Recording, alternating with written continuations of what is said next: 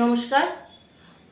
আজ আমাদের state card news রুমে আমাদের মধ্যে পেয়েছি বর্ধমানের ৭৫ বছরের ঐতিহ্যবাহী প্রতিষ্ঠান দি হোমিও হলের কর্ণধার মনোজ কুমার সাধু মহাশয়কে।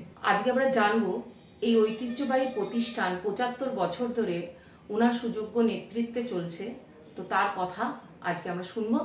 নমস্কার মনোজ, আপনি এই ৭৫ বছরের যে ঐতিহ্যবাহী প্রতিষ্ঠান দি হোমিও হলের সঙ্গে যুক্ত, তো আপনার বাবার আমল থেকেই তো? না, দাদুর আমল থেকে চলছে। তো এই ব্যবসাটার শুরুর ইতিহাসটা যদি একটু আমাদের সামনে বলেন, যে কিভাবে এই প্রতিষ্ঠানটা প্রতিষ্ঠিত হলো, তার একটু ইতিহাসটা শুনতে চাই। আমার দাদুর নাম জগৎপতি সাধু। 18 বছর বয়সকাল পর্যন্ত তিনি নোয়াপাড়ায় থাকেন। নোয়াপাড়াতেই তার হাতে খড়ি। নোয়াপাড়া স্কুলেই তার প্রথম পড়াশোনা। বর্তমানে আমরা 1 নম্বর শ্যামবাজার লেন বর্ধমানে থাকি। আমার দাদুরা 4 ভাই। আমার দাদুর 3 পুত্র সন্তান। আমার দাদুর 8 জন কন্যা সন্তান। আমার বাবা স্বর্গীয় চিররঞ্জন সাধু 1951 সালে দাদুর আশীর্বাদে, মানে জগৎপতি সাধুর আশীর্বাদে মোবারক বিল্ডিং এর দি হোমিও হল প্রতিষ্ঠা করেন। আমার বাবা 1988 সালের 30 আগস্ট হৃদরোগে আক্রান্ত হয়ে পরলোক গমন করেন। আমরা ভাইরা আরো অনেকগুলি অ্যালোপ্যাথি এবং হোমিওপ্যাথি পাইকারি এবং খুচরো দোকান প্রতিষ্ঠা করি।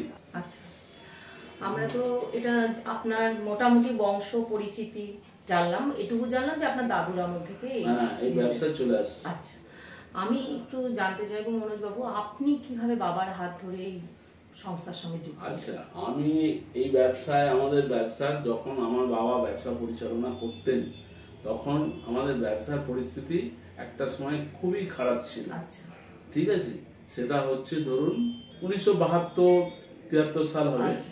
আমি 1974 সালে বর্ধমান বাণীপীঠ উচ্চ বিদ্যালয় থেকে হায়ার সেকেন্ডারি পাস করি। এবারে হায়ার সেকেন্ডারি পরীক্ষা দেওয়ার পর থেকে এই যে 2-3 মাস রেজাল্ট বেরোনো হ্যান ত্যান, এই সময় থেকেই আমি দোকানে মোটামুটি বসতে আরম্ভ করি। তা 1974 সালে আমি পাস করার পর, হায়ার সেকেন্ডারি পাস করার পর, উচ্চ মাধ্যমিক পাস করার পর রাজ কলেজে মর্নিং এ কলা বিভাগে ভর্তি হই। আচ্ছা, কলা বিভাগ।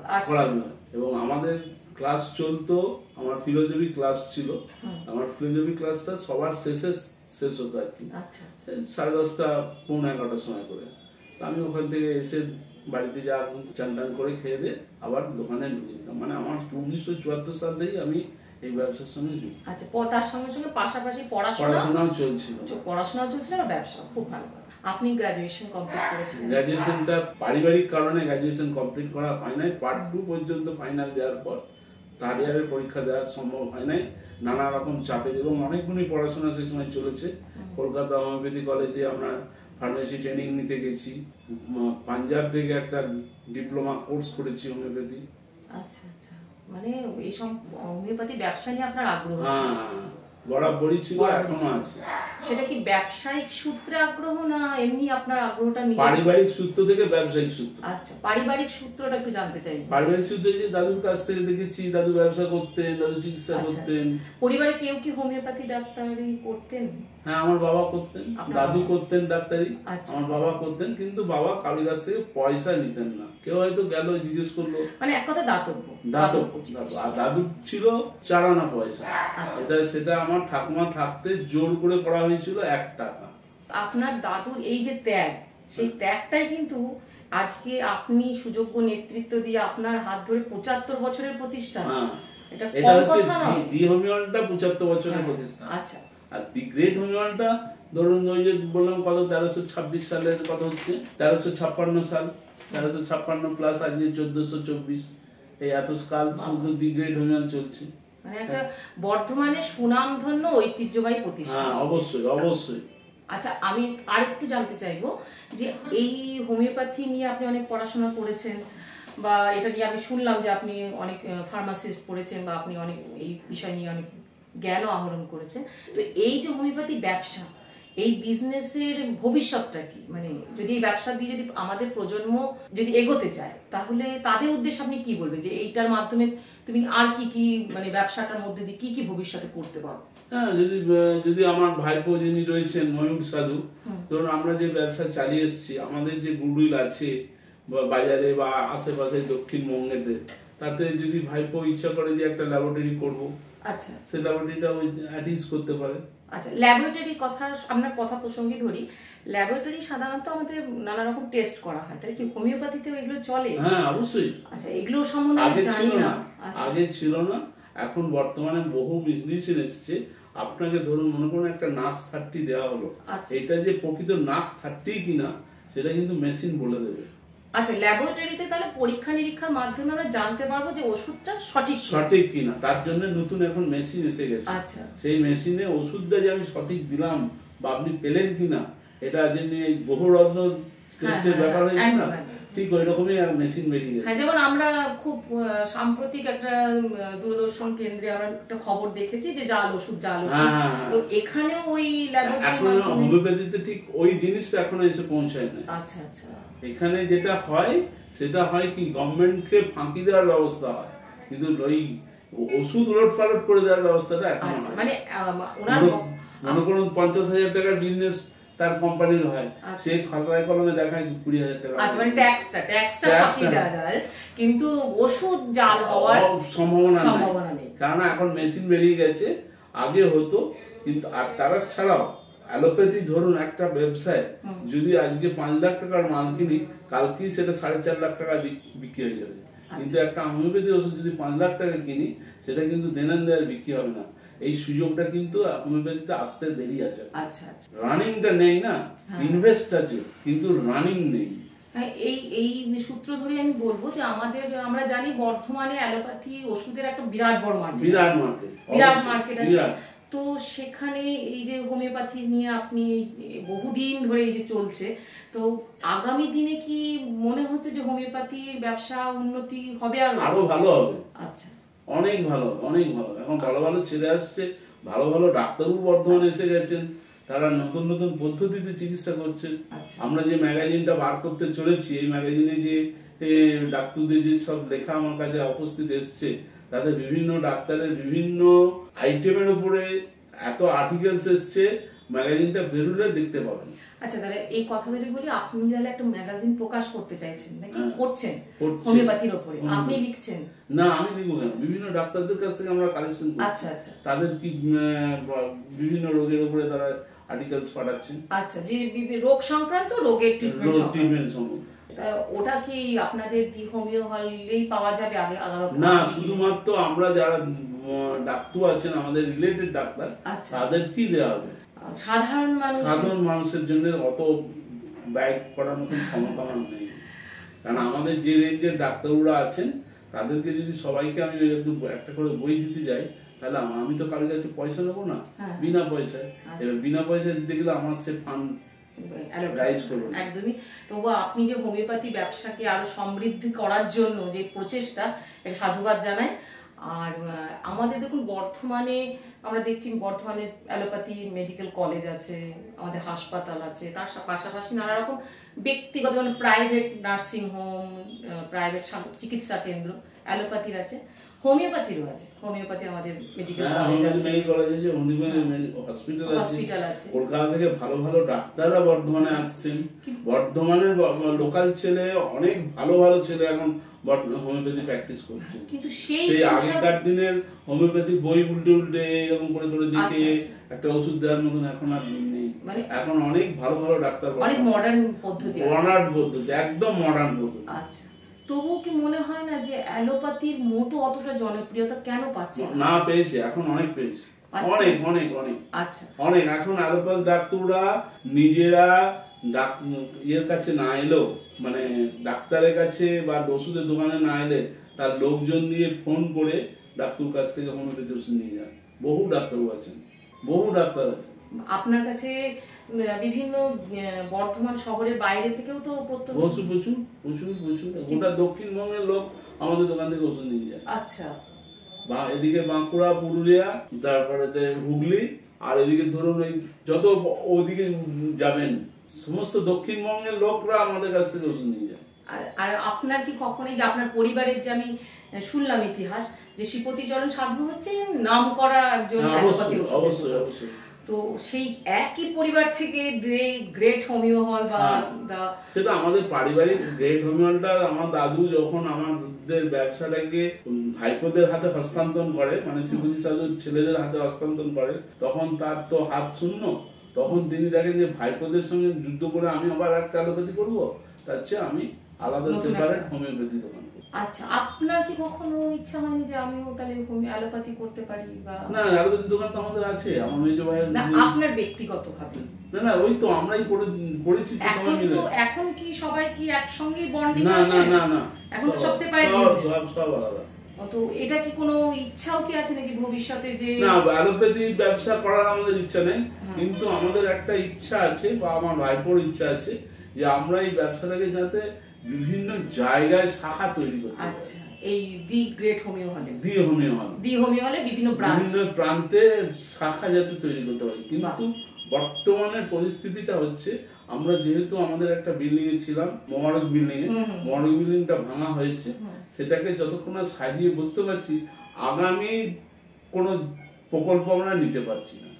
আচ্ছা, যারা আমাদের স্টেট কার্ড নিউজ দেখছেন, মোবারক বিল্ডিং এর কাজকর্ম অনেকদিন চলবে, হয়তো দি হোমিও হলের খোঁজ করতে গিয়ে পাচ্ছেন না, তো এটা খুবই ইম্পর্টেন্ট একটা তথ্য যে এখন কোথায় দি হোমিও হল গেলে পাবো। সেটা হচ্ছে ওই আরতি সীমা গলির ভেতরে ঢুকে কবিরাজ বিশ্বনাথ মণিকের বাড়ি বললেই যে কোনো লোক দেখিয়ে দেবে। আচ্ছা, ওখানে জিজ্ঞেস করলেই হবে যে দি হোমিও হলটা কোনখানে, তাহলে দেখিয়ে দেবে। আমার মনে হয় যে তারা দর্শকবৃন্দ বা শ্রোতাবৃন্দ তাদের উপকার হবে এই তথ্যটা নিয়ে যে এখন কোথায় বসছে। তো মোটামুটি আপনাদের দেয়া হয়েছে যে এতদিনের মাথায় সেটা ছিল আমাদের সঙ্গে যে কন্ট্যাক্ট হয়েছে, বা যিনি বাড়ি তৈরি করছেন মোবারক বিল্ডিং এর 6 জন অংশীদার, তারা আমাদের সঙ্গে যে চুক্তি করেছেন সেটা 31শে ডিসেম্বর 2023 সালে আমাদেরকে হস্তান্তর করার কথা ছিল। কিন্তু এখন আমরা তাদের দয়ার উপরে আছি, কিছু করার ক্ষমতা আমাদের কিছু নাই। কোন দোকানদারের, আমাদের যে কজন দোকানদার ছিলাম, আমাদের কাউরির কিছু করার ক্ষমতা নেই। ওরা যতক্ষণ না দয়া করে আমাদেরকে দরকার দিচ্ছে, কিন্তু যে কাগজপত্রে সই আছে তাতে হিসেব মতো আমরা 31শে ডিসেম্বর 2023 সালে সেটা আমাদেরকে হস্তান্তর করার কথা, গ্রেস পিরিয়ড নিয়ে।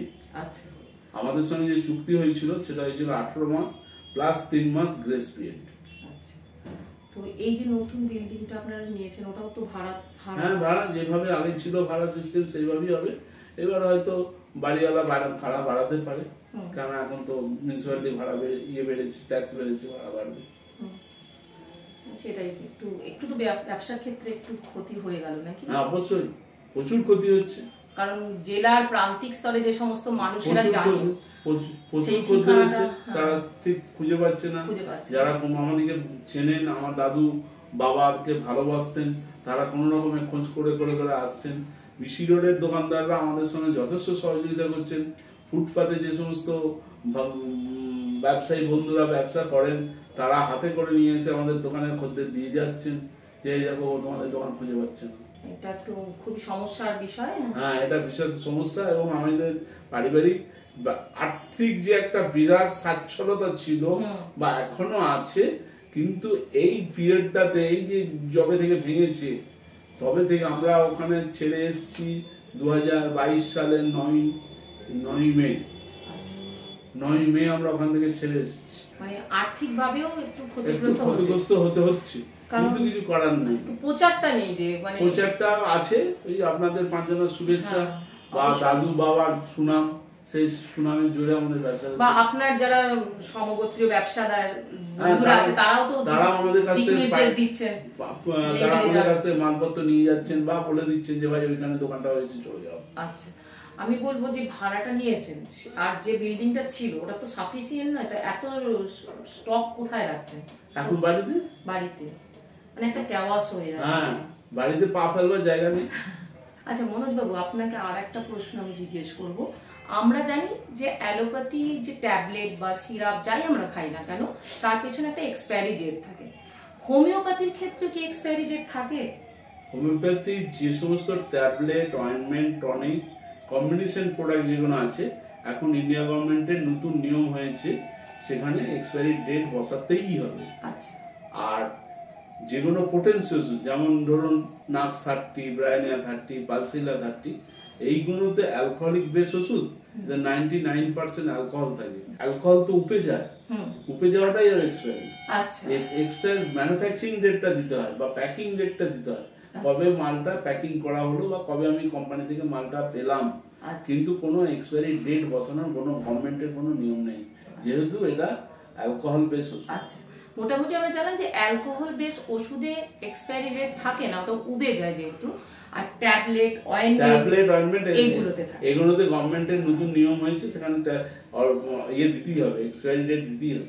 আচ্ছা আচ্ছা, এই একটা গুরুত্বপূর্ণ তথ্য আমাদের জানা ছিল না, যে এখানে অ্যালোপ্যাথির ক্ষেত্রে যে আমরা ট্যাবলেট বা সিরাপ যাই কিনে এক্সপায়ারি ডেট দেখি, এটা উনি বললেন। আমার মনে হয় দর্শকবৃন্দ বা শ্রোতাবৃন্দদের এটা খুব উপকারে লাগবে। আর একটি কথা, আপনার কথার মধ্যে অনেকবার আপনি ভাইপোর নাম উল্লেখ করেছেন। তাহলে আগামী প্রজন্মর মধ্যে আপনাদের পরিবারে যে তো ছেলে বা মেয়ে যারা আছে বা ভাইপো, এদের কি আগ্রহ আসছে এই ব্যবসা? অবশ্যই।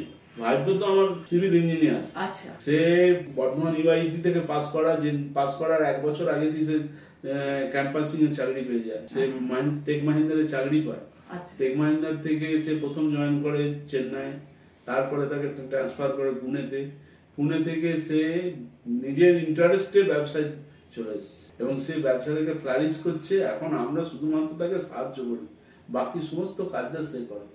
ব্যাংকের কাজ, কোম্পানিদের সঙ্গে যোগাযোগের কাজ, সমস্ত কাজটি সে নিজে করে।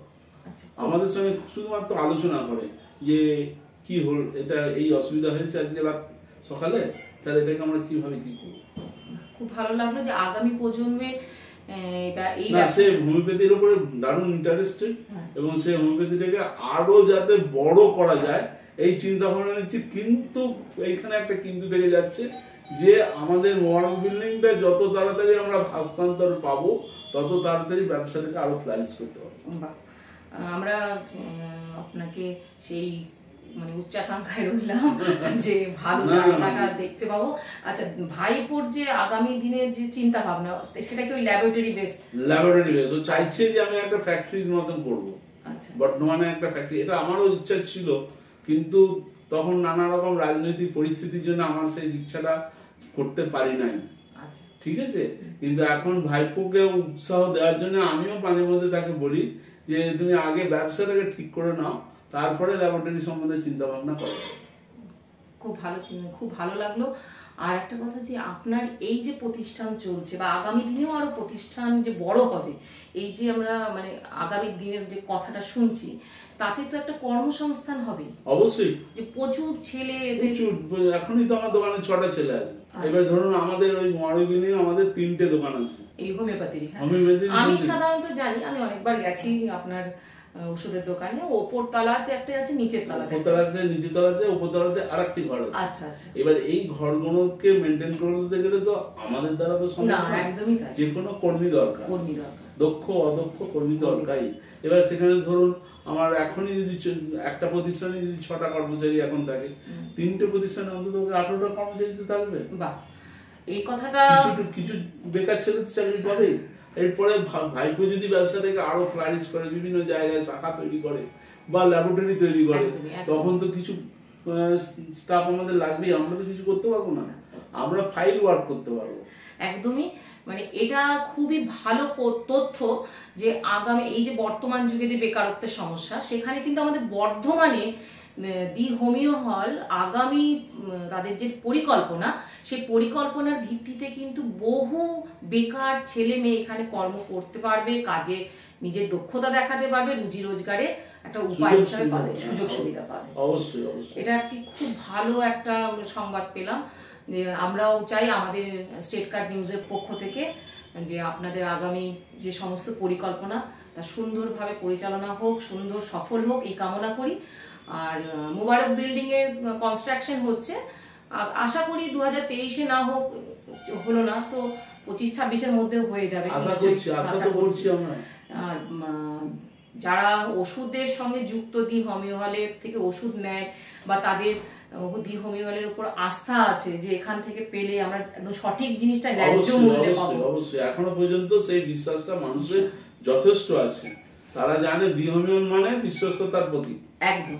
এবং সেটা কিন্তু আপনার এই দীর্ঘ বছর পরিচালনায় আপনার না, সেটা আমার দাদু ঠাকুরদার তৈরি করে গেছেন, আমি সেখানে দাগে দাগ বুড়িয়েছি।